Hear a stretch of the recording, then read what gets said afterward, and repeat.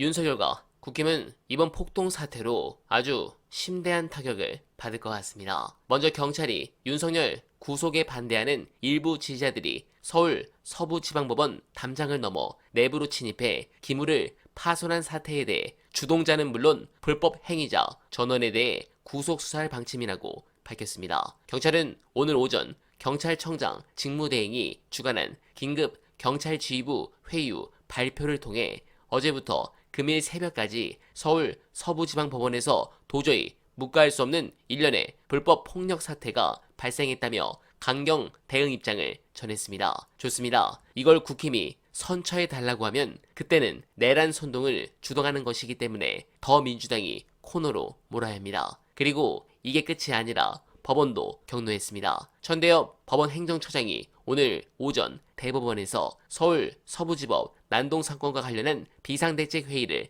열었습니다. 앞서 천 처장은 입장문을 내고 분쟁과 그 시시 비비는 헌법이 정한 사법 절차에 따라 이뤄져야만 우리 사회의 근간인 법치주의가 유지될 수 있다며 일부 시위대의 서울 서부지법 난입 사태에 대해 심각한 우려와 강한 유감을 표한다고 밝혔습니다. 네, 민주당은 사실 폭도들 때문에 절호의 기회를 잡았고 전략의 폭이 넓어졌습니다. 이건 최상목이 사실상 내란에 동조하는 행위로 폭도들 운신의 폭을 넓혀주었으므로 국정 안정을 위해 그나마 살려둔 최상목을 날릴 명분이 됩니다. 또한 거부권 행사를 못하게 최대한 압박을 할 수 있죠. 또한 폭도들의 준동은 윤석열의 탄핵이 늦어질수록 더 심해질 것으로 헌재에서 최대한 심리를 서둘러 파면 속도를 가속화할 것입니다. 나아가 향후 윤석열을 비호, 옹호하는 세력은 폭도들과 동급으로 취급하는 여론 형성으로 더 이상 적극적으로 나올 수 없게 만들어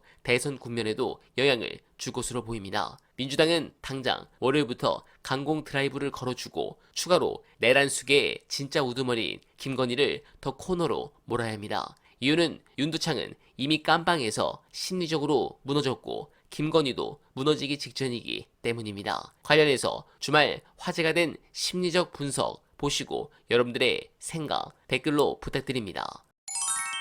지금 두 사람의 지금 상태는 어떨까요?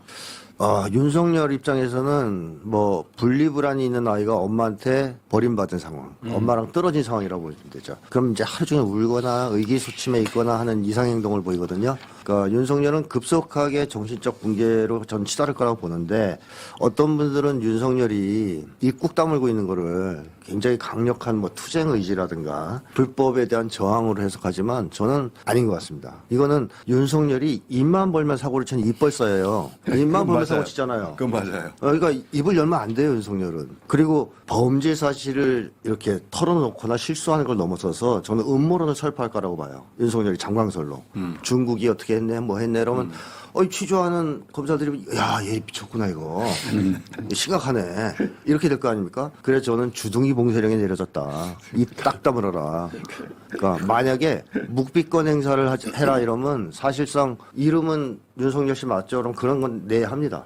다 확인해주고 나서. 그게 아니라 아예 입을 열지 마라. 그렇죠. 그렇게 하고 나서 진술 거부권 행사하겠습니다. 이게 묵비권이에요. 근데 윤석열은 그것조차 실수할 수 있으니까 그냥 간단하게 얘기한 거예요. 어떤 말도 하지 주둥이 마라. 닥쳐. 여사님 지령일 것이다. 그럴 가능성이 있죠.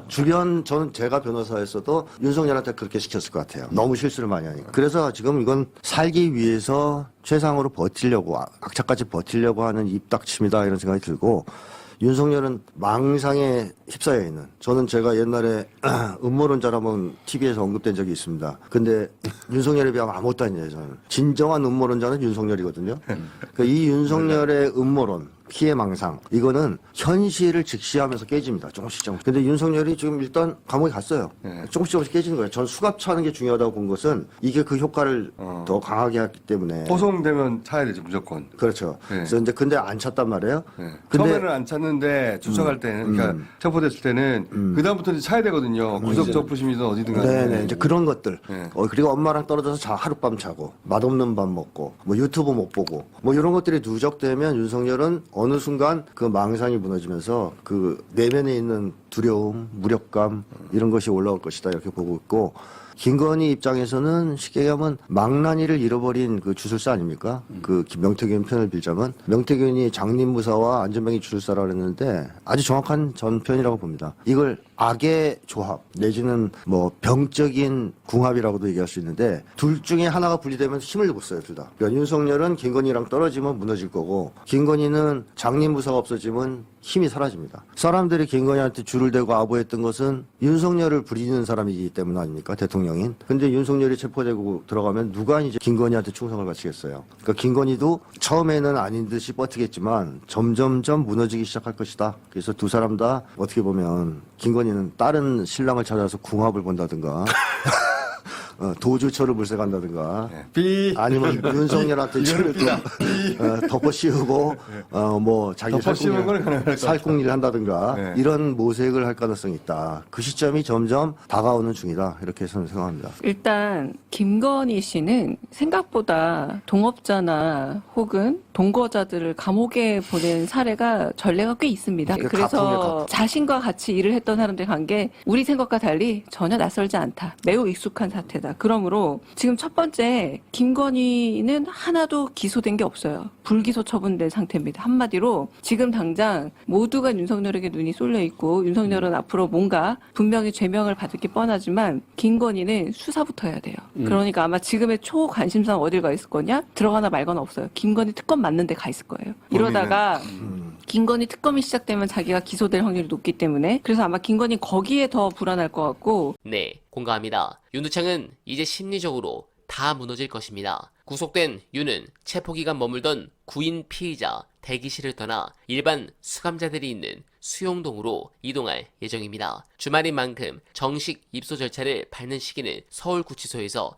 자체적으로 정할 것으로 보인다는 것이 법무부 관계자 설명입니다. 통상 미리 수감 장소를 준비해 두지는 않는다고도 밝혔는데 일단 윤의 방 준비 등 시간이 필요할 것으로 보입니다. 구치소 입소 절차는 다른 일반 재소자들과 똑같이 진행될 예정입니다.